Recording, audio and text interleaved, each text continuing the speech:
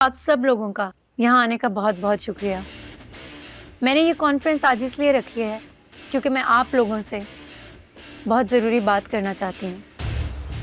आप लोग अपना वक्त निकाल कर आए, मुझे बहुत खुशी हुई।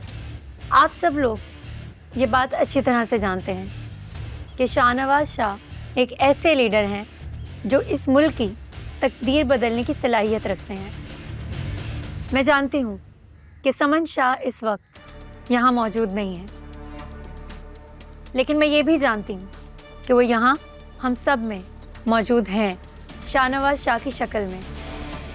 मुझे पूरा यकीन है जितनी खिदमत समन शाह ने इस मुल्क की है, शाहनवाज शाह समन शाह के बेटे मुल्क की खिदमत करने में उससे कहीं गुना ज़्यादा मेहनत करेंगे।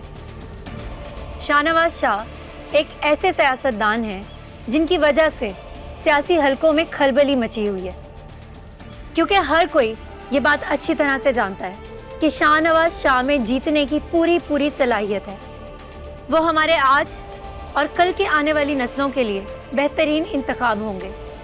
हम स्कूल बना रहे हैं, हॉस्पिटल्स बना रहे हैं और हम ऐसे स्कूल्स बना रहे हैं जहाँ पर ख़ास तौर पर लड़कियों की तालीम पर तवज्जो दी जाए, ताकि कल को कोई भी लड़की किसी भी आदमी से, किसी भी लड़के से पीछे ना रहे। तो मैम, आपको क्या लगता है कि शाहनवाज शाह तजर्बाकार सियासतदानों को हरा सकते हैं? शाहनवाज शाह समन शाह के बेटे हैं, सियासत उनके खून में है। उन्होंने आंखें ही ऐसे घर में खोली थी जहां पर सियासत की बातें की जाती थी। तो वो जो भी आज हैं, जो भी उन्होंने सीखा है, वो समन शाह से सीखा है। और वैसे भी सियासत तजर्बे से ज़्यादा साफ नीयत से की जाती है, और मुझे लगता है कि शाहनवाज की नीयत इस मुल्क के लिए, आप लोगों के लिए बहुत साफ है, और वो वाकई इस मुल्क के लिए बहुत कुछ करना चाहते हैं और वो करेंगे अगर आप लोग उनका साथ देंगे तो। और आप ही की वजह से तो ये सिलसिला चल रहा है और उम्मीद है कि आगे भी चलेगा। लेकिन इतनी बड़ी अमाउंट को अरेंज करना इस वक्त हमारे लिए पॉसिबल नहीं है। देखिए प्रिंसिपल साहब, हम हमेशा आपके स्कूल को फंड देते आए हैं और आगे भी देते रहेंगे, लेकिन प्लीज आप कोशिश कीजिएगा कि बच्चों की तालीमी सरगर्मियों पर कोई इफेक्ट ना हो। और देखें, ये एक बड़ी अमाउंट है, तो अरेंज करने के लिए मुझे थोड़ा वक्त चाहिए होगा। देखें, मैडम के जाने के बाद हमारी पार्टी में भी ताल्लुकात अच्छे नहीं रहे। इस चीज को भी आपको देखना होगा। आप फिक्र मत करें, इंशाल्लाह सब ठीक हो जाएगा। जी, मुझे इजाजत है। जी, बहुत शुक्रिया।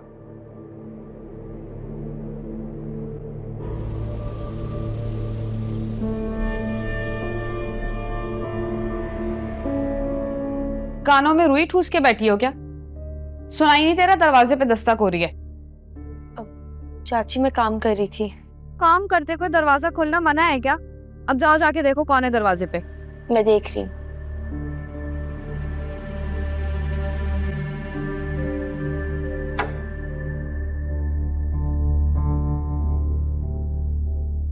कौन है भाई?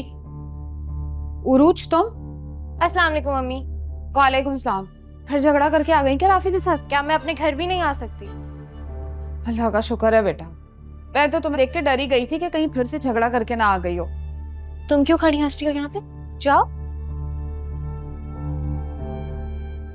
अम्मी, आपको क्या जरूरत थी उसके सामने बात करने की? मजाक बन गया मेरा।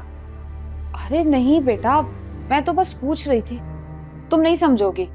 माँ हूं ना, तो दिल में वसवसे आते हैं हजार तरह के। दाऊद, सब काम इस हफ्ते हो जाने चाहिए।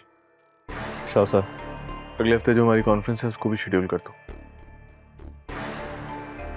और हाँ, वो हमारा एक चैरिटी का इवेंट भी है ना, उसको भी अगले हफ्ते में शिफ्ट कर दो। ये सब काम इलेक्शन से पहले होना बहुत जरूरी है। ठीक है, तुम इस पर वर्किंग करो और मुझे अपडेट कर दो। शाह सर।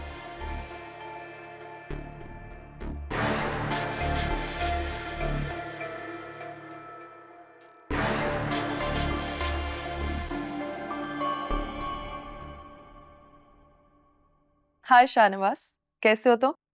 अरे अमल, तुम यहाँ आओ, बैठो।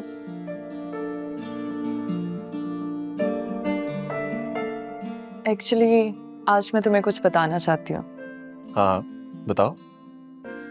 शाहनवाज, मैं पॉलिटिक्स ज्वाइन कर रही हूँ।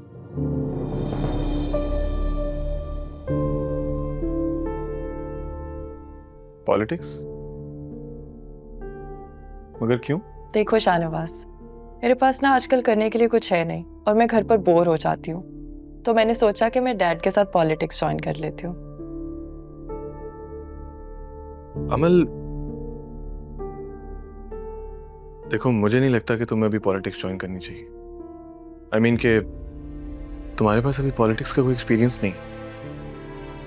और दूसरी बात यह है अमल कि तुम्हें पहले अपनी जिंदगी में सेटल हो जाना चाहिए। कोई एक ऐसा साथी तुम्हारे साथ जरूर होना चाहिए जो तुम्हारी आने वाली चीजों में तुम्हें हेल्प कर सके। तुम शायद भूल रहे हो कि हमारे खून में सियासत शामिल है, और वैसे भी बाबा इस सब में मेरी हेल्प करने वाले हैं। ठीक है अमल, अगर तुम्हें वाकई ऐसा लगता है कि तुम पॉलिटिक्स में आके कोई अच्छा काम कर सकती हो तो जरूर। और अगर तुम मुझे ज्वाइन करना चाहती हो तो तुम मुझे बता सकती हो, मैं तुम्हें कोई अच्छा डिपार्टमेंट दे दूंगा। अब फिर क्या किया रोहिणी, मुझे बता दें। वो ही रोज की चीज है। अब तुम्हें क्या रोज रोज बताती हूँ, बिला वजह फिर तुम मुझसे लड़ोगे। मामा मुझसे पहेलियां मत बुझवाएं, मुझे बताएं क्या हुआ। बगैर बताए उरूज आज अपने घर चली गई। मैंने अपनी दोस्त को इनवाइट किया हुआ था, उरूज से मिलना चाह रही थी। उसके कमरे में गई, देखा वो है ही नहीं।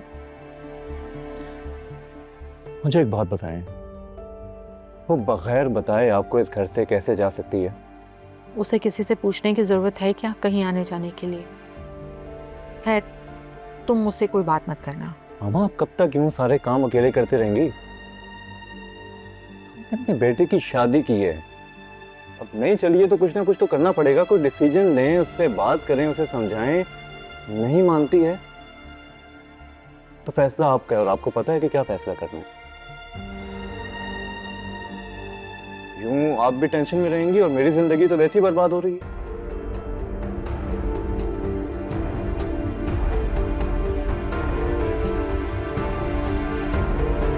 दाऊद से मैंने कहा था कि अलके का विजिट करना है मुझे, इसलिए वहीं जा रहा हूँ। बहुत अच्छी बात है, जाना चाहिए आपको। मैं सोच रहा था कि तुम भी चलो मेरे साथ। नहीं शाहनवाज, मुझे लगता है तुम्हें अकेले जाना चाहिए। मैं घर पर ही हूँ, टीवी पे और सोशल मीडिया पे तुम्हारी सारी कैंपेन्स फॉलो कर रही हूँ मैं। तुम भी साथ चलती तो एक बार अपनी आंखों से देख लेती कि तुम्हें पाने के लिए मैं कितना बदलता जा रहा हूँ मेरे में। इन सब बातों की बजाय अपनी कैंपेन पर ध्यान दो और जो काम करने जा रहे हो उसके बारे में सोचो।